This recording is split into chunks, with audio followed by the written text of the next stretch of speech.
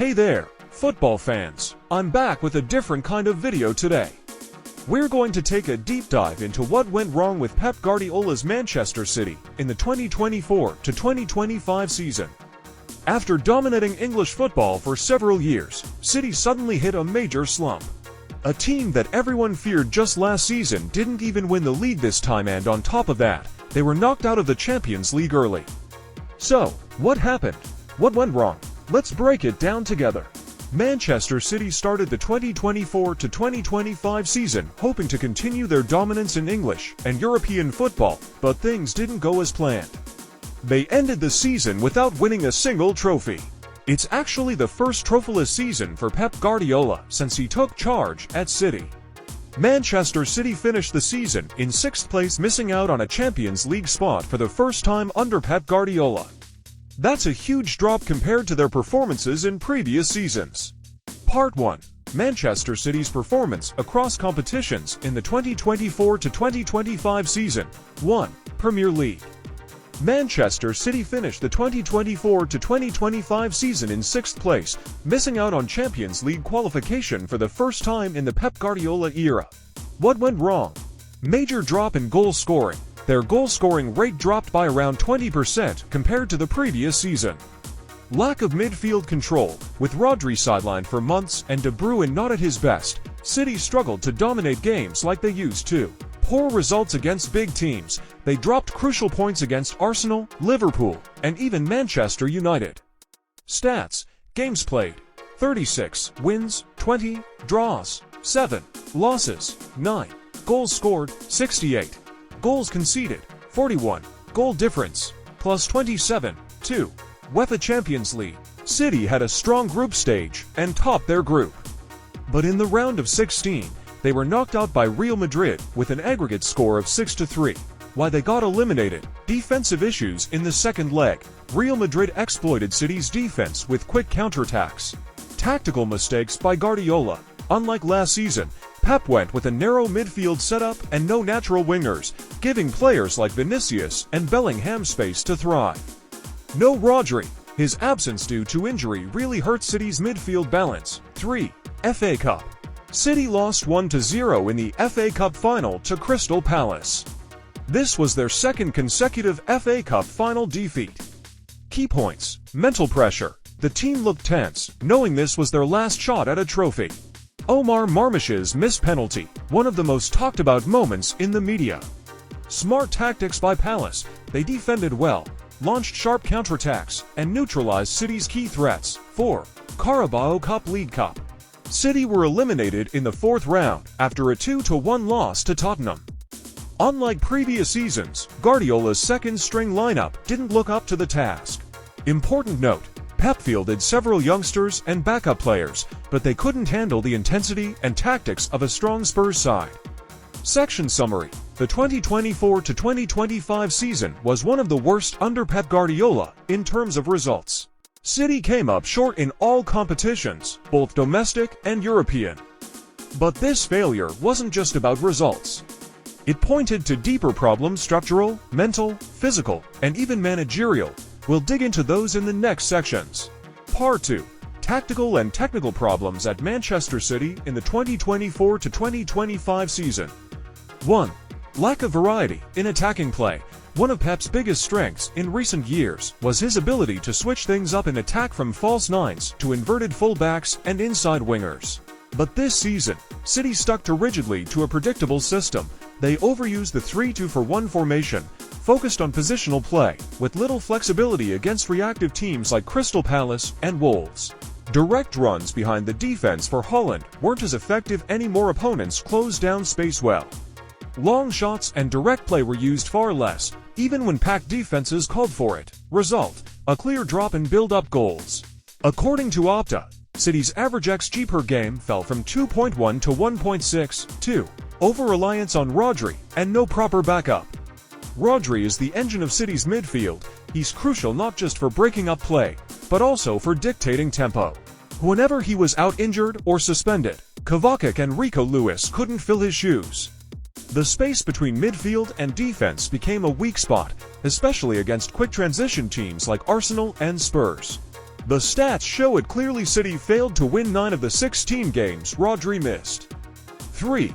Weakness against counterattacks and deep defending. Despite having top defenders like Dias, Akanji, and Gvardiol, City struggled with transitions after losing the ball. Full-backs didn't get temporary cover when they pushed up.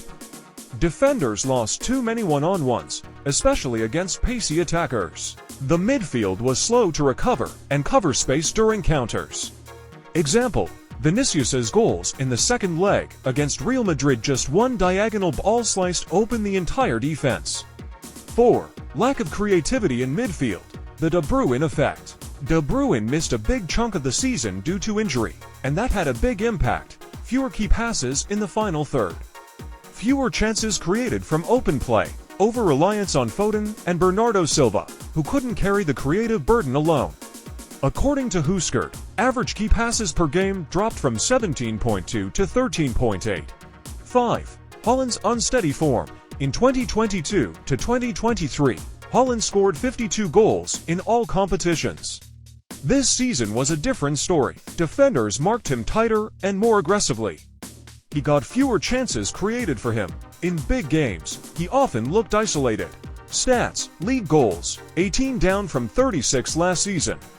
UCL goals, 3. Touches in the opponent's box, down 28% from last year. 6. Pep's late or conservative substitutions. When the team needed an attacking spark, Pep was often too cautious or too slow with his changes. He brought on Doku and Grealish too late. Young talents like Bob and Oscar Bob weren't trusted in crunch moments. He kept playing out-of-form players like Kovacic, even when they struggled. 7. Decline in playing out from the back. Build up from the back is a Pep signature. But this season, that too faltered. Ederson wasn't as sharp under pressure with his passing. Opponents pressed high and often won the ball back in City's half. Poor spacing and positioning from players reduced passing options. Result: the percentage of effective possessions ending in the final third dropped from 54% to 46%. Part 3. Key players in the 2024 to 2025 season. 1. Kevin De Bruyne. The perpetual injury risk. De Bruyne missed a large part of the season due to a recurring hamstring issue and played only 14 league games. Even when he returned mid-season, he didn't look like his old self. His decision-making, through balls, and physical intensity had clearly dipped. He ended the season with just 3 assists and 1 goal, compared to 18 assists last season. Takeaway: without De Bruyne, City lost their creative brain. His rushed return didn't help tactically either. 2. Erling Haaland, a shadow of last season. He scored 52 goals last season. This year, just 24. He struggled to make an impact in big matches: UCL, derbies, finals. Opponents double-marked him and cut off his supply. Haaland contributed little to build-up play and often drifted out of the game during critical moments. Key stats: league goals, 18. Shots on target, 48, down 33% from last season. Touches in the box, 165, down from 230. 3. Phil Foden, the lone bright spot, easily City's standout player this season. Stepped up in KDB's absence, played as a No. 10, and recorded 16 goals and 9 assists in the league. Creative, technical, hardworking, and showed real leadership, but the burden on him was huge. Takeaway: Foden went from golden boy to essential asset, but he can't carry the team alone. 4. Rodri, indispensable, but drained. Still the backbone of the midfield, but overused due to a lack of alternatives. He was vital in build-up, defense, transitions, and even scoring in some games. When he didn't play, the team looked lost. Stats: passes per game, 89. Tackle success, 72%. Excellent defensive coverage, but showed signs of fatigue toward the end of the season. 5. Bernardo Silva, all over the place, played in various roles: wide midfielder, central mid, right winger. Still had sharp passes and great movement, but lacked consistency. Constantly switching positions made it hard for him to settle into a key role. Note: he became more of a utility player than a core playmaker. 6. Ederson, decline in confidence. His footwork remained decent, but his shot stopping clearly dropped. A few high-profile errors, especially against Arsenal and Real Madrid, shook the team's confidence in defense. Stats: saves per game, 1.8. Errors leading to goals, for most under Pep at City. 7. Ruben Dias, Gvardiol, and Akanji, a cracked wall.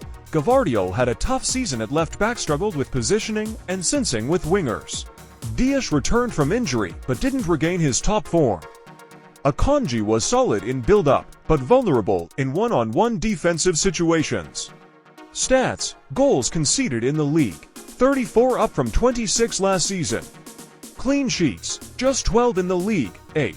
Jeremy Doku, a season of highs and lows. Doku started strong but suffered a dip in form and struggled with injuries.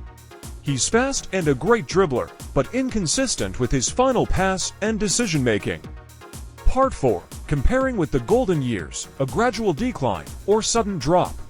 To really understand Manchester City's struggles in the 2024-25 season, we need to look at their past performances, especially during their peak years from 2020 to 2023.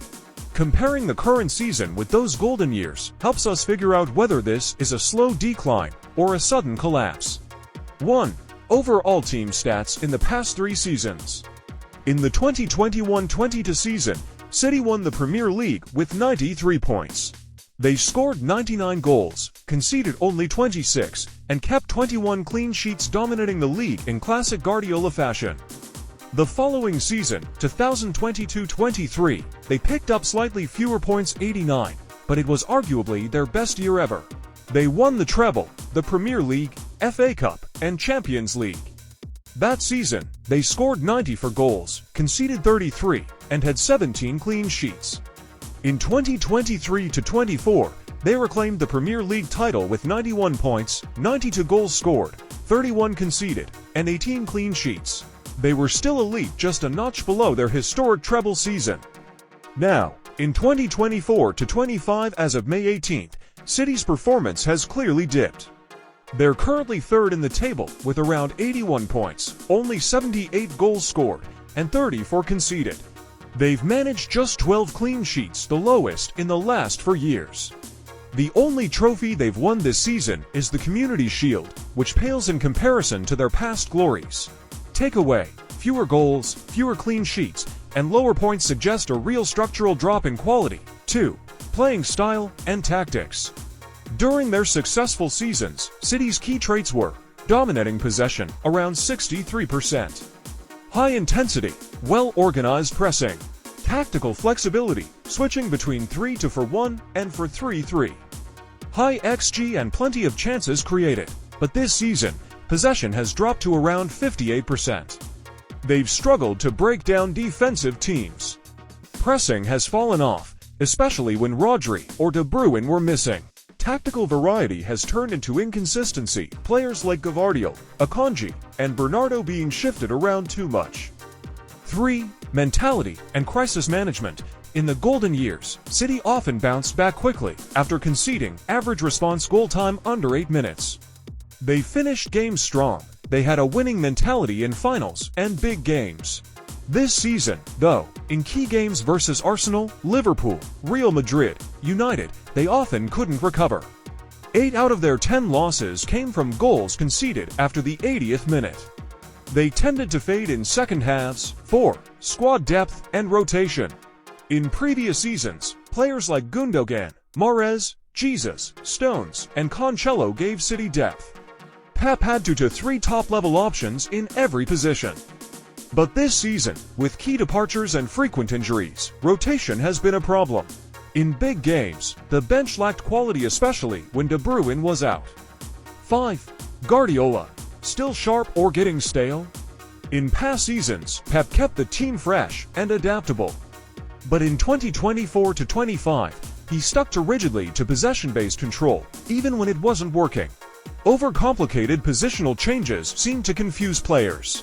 It feels like both Pep and the team are suffering from tactical fatigue. Part 5. Is Pep Guardiola's era at Manchester City coming to an end? After a rollercoaster 2024-25 season, a big question is on the minds of fans, analysts, and even some players. Has Pep Guardiola's golden era at Manchester City come to an end? To answer that, we need to look at several aspects: tactical, psychological, motivational, and managerial. 1. Tactical repetition and idea fatigue. During his time at City, Pep has redefined the team style multiple times, introducing innovations like inverted fullbacks, deep playmaking from false midfielders, and the famous 3-2-for-1 structure. But this season, a lot of those tactics don't seem as effective as before. Opposing managers have figured out how City attack and defend. Big teams like Arsenal, Liverpool, and even Spurs have shown that Pep's plans are becoming easier to predict. It feels like his tactical ideas are losing their edge. 2. Mental fatigue, players, and Pep himself. 8 straight years at one club, especially under the intense pressure of top-level European competition, takes a toll. Many City players have openly said that working with Pep is intense. He's incredibly demanding, even in easy games. This constant pressure might be draining the players mentally. Their focus and motivation to perfectly execute his complex plans seem to be fading. Even Pep himself has sounded more tired than usual in recent interviews. 3. Success saturation, when there's nothing left to win. In 2022-23, Pep and City won the treble: Premier League, FA Cup, and Champions League. That's the ultimate peak. After that, it's naturally harder to stay motivated. This is where success fatigue kicks in, when players no longer feel the same hunger to win trophies they've already lifted. City's performance this season, especially in big games, reflects that mental saturation. 4. Squad transition and misfit with Pep's style. Over the past few years, City lost players like Gundogan, Mahrez, Jesus, Sterling, and Cancelo, all well tuned to Pep's style. In their place, the club brought in younger, or less tactically experienced players like David Raya, Nunes, Kovacic, and Doku, but Pep's system needs high football IQ and experience. This season, the gap between his tactical demands and what the squad can deliver seems bigger than ever. 5. Slipping results and waning authority. For the first time since the 2019-20 season, City didn't win the league. They also exited the Champions League early against Real Madrid, and their domestic form has been underwhelming. The dominant aura Pep and City once had is starting to fade. Fans, the media, and even European pundits are asking, is this the end of an era? The verdict: end of an era or beginning of a rebuild? Given the current situation, there are two paths ahead. 1. Rebuild with Pep. He stays, gets full backing from the board, brings in fresh players, simplifies his style, and leads the team into a new phase. 2. Smart exit. Pep leaves at the end of 2024-25 on good terms, and with his legacy intact, maybe to start a new project or take a break. Either way, one thing's clear: the 2024-25 season is a turning point in Pep Guardiola's story with Manchester City. Thank you for watching. Dear ones, please subscribe to the channel and like the video.